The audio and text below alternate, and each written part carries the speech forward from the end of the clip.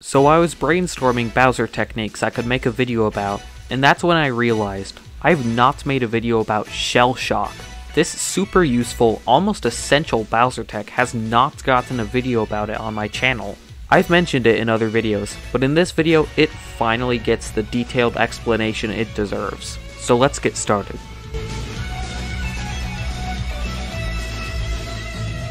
First, I'll explain what it is. The Shellshock is intentionally trading your up B with the opponent's attack and then ASDIing down in order to hit the ground again immediately. This creates a sort of pseudo Falco shine and it leaves you a lot of time to follow up, as they will receive a lot of hit stun from the up B and your hit stun will be completely cancelled by the ASDI down.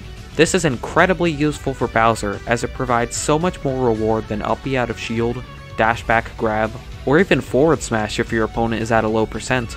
Now that you know what Shellshock is, when do you use it? You should use Shellshock when you have a read on what your opponent is going to do, you have time to react to the move they're doing, or to be other specific things like Falco double laser from ledge or recovery past ledge from Marth.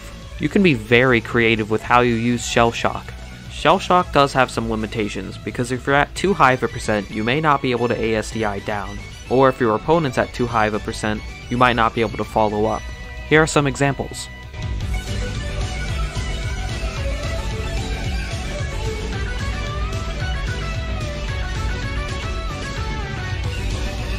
If you're now wondering, how do I practice this? Fear not, because there are ways to practice. I find the best way to practice it is to use a save state in 20XX or training mode. You can set the CPU to do a move and then practice the inputs for a Shellshock.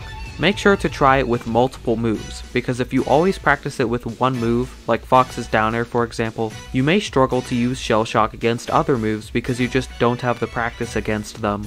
Now I'll show you some footage of me using this tech in a real game.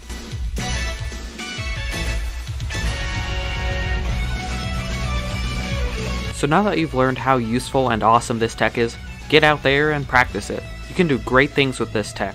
It opens so many doors for Bowser, so much more potential and options. So thank you very much for watching, make sure to subscribe and have a fantastic day. Thank you.